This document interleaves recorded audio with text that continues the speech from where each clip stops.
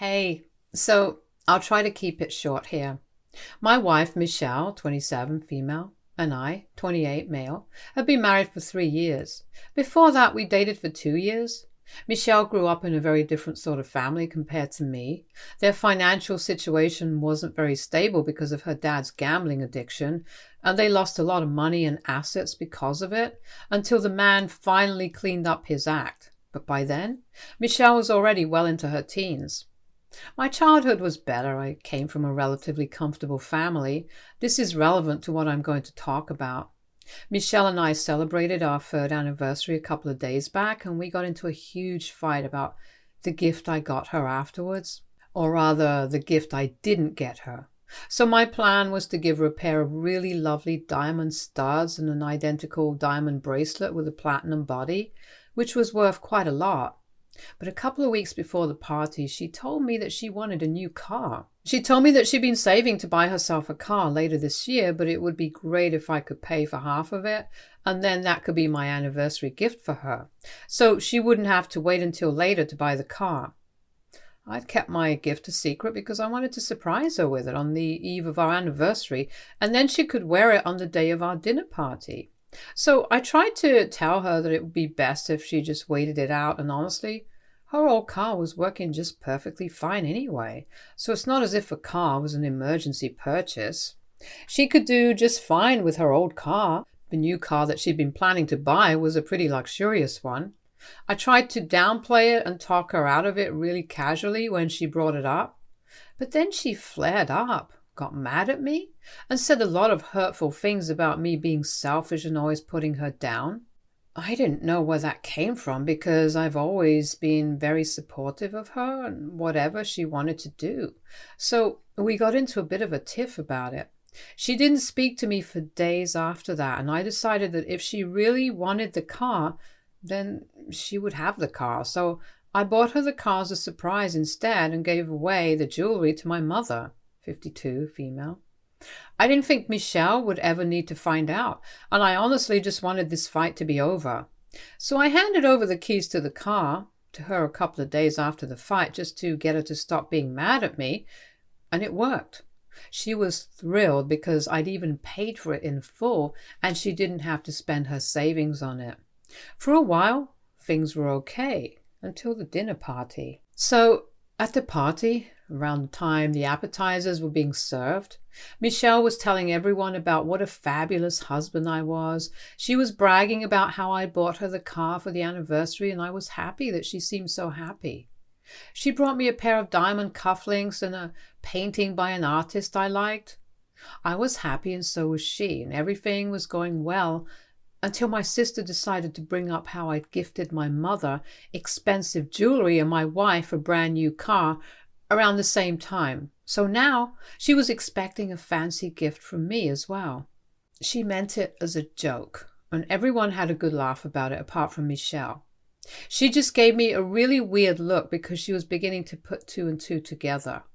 My mother's birthday was ages ago, and there was no other occasion for me to give her jewelry as a gift, apart from maybe Christmas, which was months away. She cornered me after a while to ask what that was about, and I told her honestly that I'd given away the jewelry I'd intended for her to my mother since she wanted the car. In hindsight, I probably shouldn't have done that, but I was feeling pretty iffy about the gifts.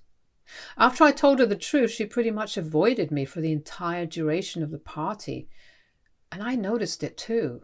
Nobody else seemed to care, but I knew. And then, once all the guests had left, Michelle freaked out at me and called me a mama's boy for giving away the gifts.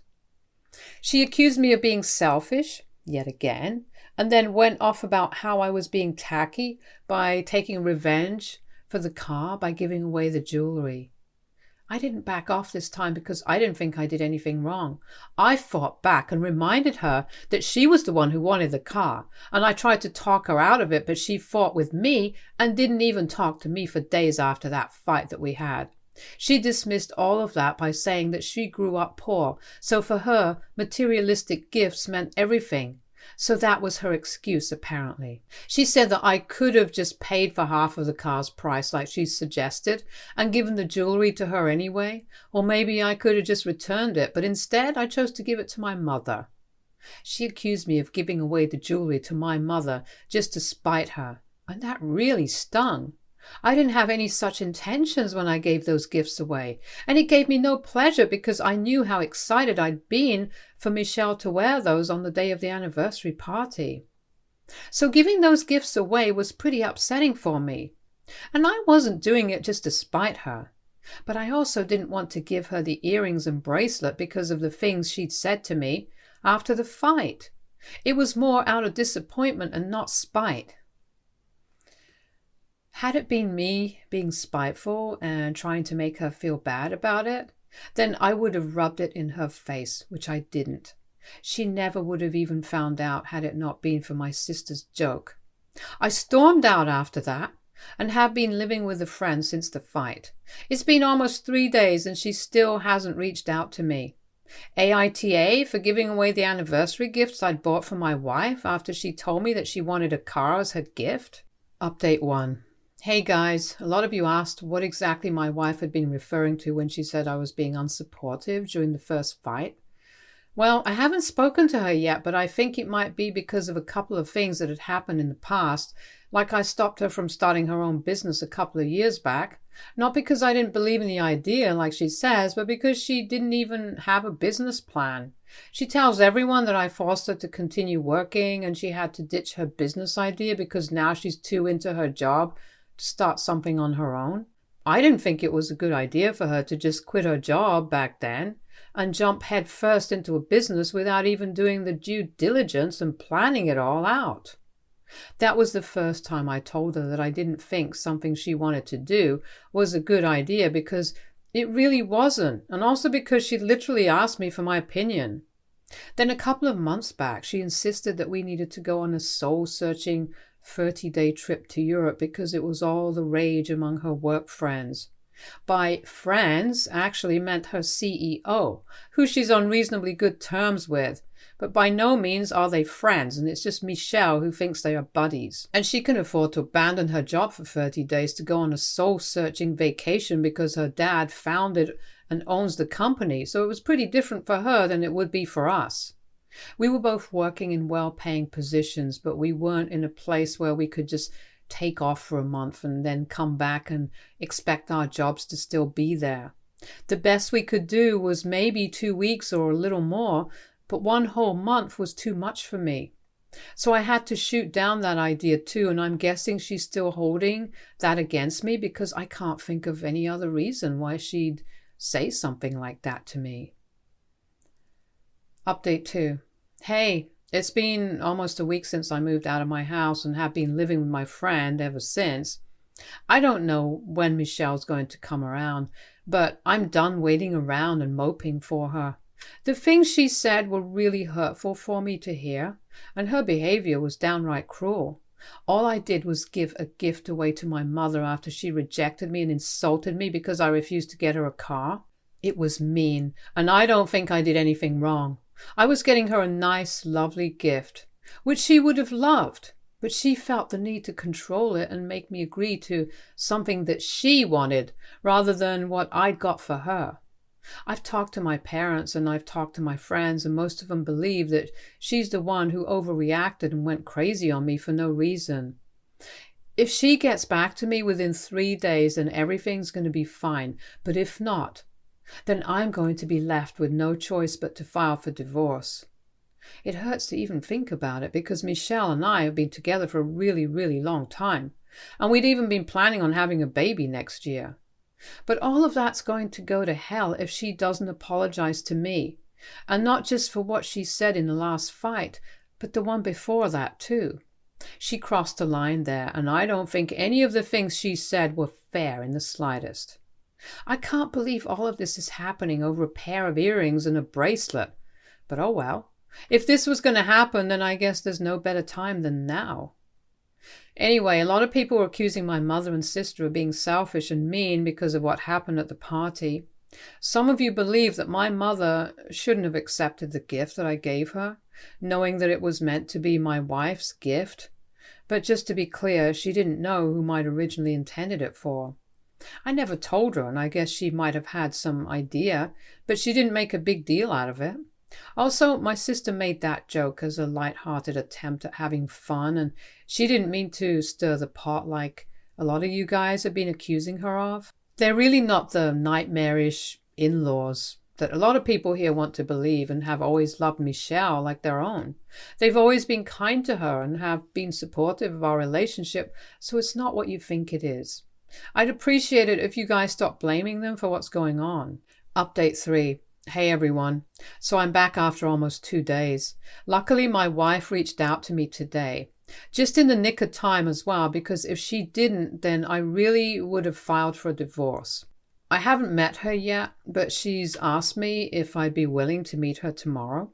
The message was short and formal, so I don't really know what to expect right now, but I'm hoping that she acknowledges and accepts her fault this time. I guess I might be reading too much into it, but I feel like she's still pissed because the tone was all off. Hey, if you're free tomorrow, then it'd be nice if you could come over. We really need to talk. I'm going to be home early from work, so if it works for you, we can meet at 5. That's all she said. So I don't know what to expect. It feels like she's mad, but that's probably just me. My friend also read the text and he thinks I don't need to worry too much. Not about the text, at least. Even if she's mad, there's not much I can do. Update 4. Hey, so I just came back from my meeting with Michelle and wow, things are really bad between us. We got into another argument and honestly, I don't see us bouncing back from this one. I'm still in the car right now and typing this out because I want to calm down a little before I go into my friend's house. He doesn't need to see me completely break down or even worse, have a temper tantrum because I really feel close to having one right now. I went over to Michelle's house at around 5:15 and I even got her this wine she really likes because I figure that if she was inviting me over, then she obviously intended for us to sort things out.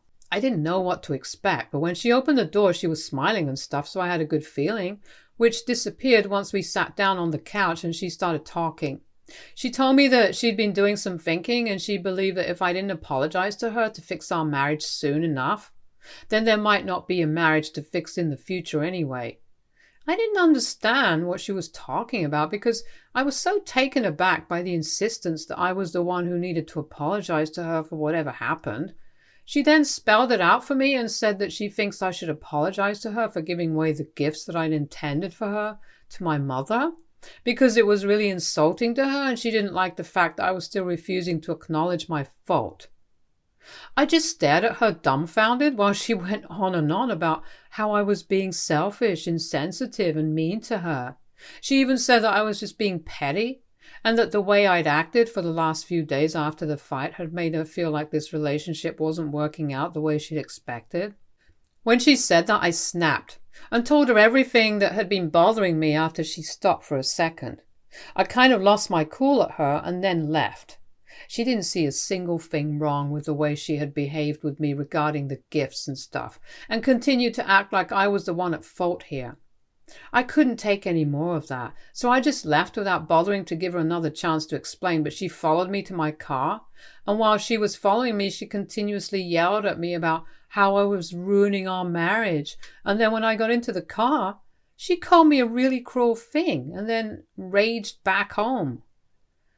I'm really just frustrated with how this turned out because I'd honestly believed that today we'd finally sit down like adults and then sort this whole mess out. But none of that happened, and now we're in a worse situation somehow. It's crazy that she expects me to apologize for all of this, but she doesn't see anything wrong with herself or what she said and did. I'm even willing to apologize if she does first, just to make her feel better about it. I've been sitting out here in the car for almost 15 minutes now, typing this out because I don't know what to do. I don't want to get divorced, obviously, but if she doesn't see her own faults, then I don't understand how our marriage is going to work. Whenever we fight, I always go back to her and make it right, but I'm not going to do it this time. It's just not fair because this is not my fault. All I've ever done is stop her from jumping into holes that I can't get her out of, and she thinks I'm being unsupportive and selfish just because of that. Even after the last fight we had, I'd be willing to go back to her to fix things, but she doesn't even care about it. All she cares about is being the one who gets apologized to, and never the one who has to do any of the apologizing. It's crazy, it's petty, and most of all, it's ruining our relationship because I hate always having to be the one who goes running after her to fix our marriage while she remains stuck up and refuses to even acknowledge that she's capable of making mistakes. This just feels like the last straw in an already strained relationship, and it's just awful. Update 5. Hi everybody. Thanks for the response. So, I filed for a divorce today. It's been 4 days since I fought with Michelle, and she blocked me pretty much the same night. I don't know what's going on with her, but I've heard from a couple of common friends that she went out on an impromptu trip with her friends to Miami and has been partying it up there. I felt really bad because while I'd been feeling absolutely miserable here, she'd been having fun with her friends. And by miserable, I mean it, because I really am miserable without her right now. I miss her every single day, and I feel like I've been living a nightmare because this is the longest we've gone without speaking to each other. I found out 3 days ago about her trip to Miami with her friends, and today I finally filed a divorce petition.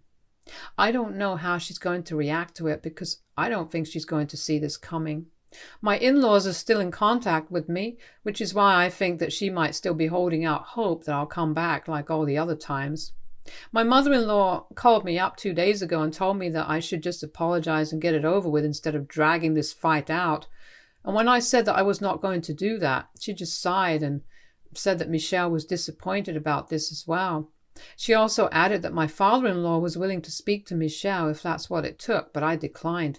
Because if there was going to be an apology, I wanted it to be genuine and sincere, not just because her dad had told her to apologize. And anyway, she's a grown woman. I don't think her parents can actually make her apologize to me anyway. My friend who I'm living with right now is the one who put me in touch with my attorney.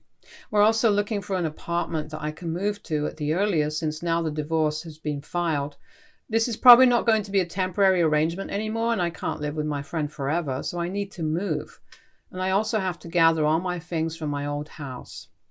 I feel like it's been ages since I've even seen the place, and I guess it has been because that place had been my home for years until the last fight with Michelle.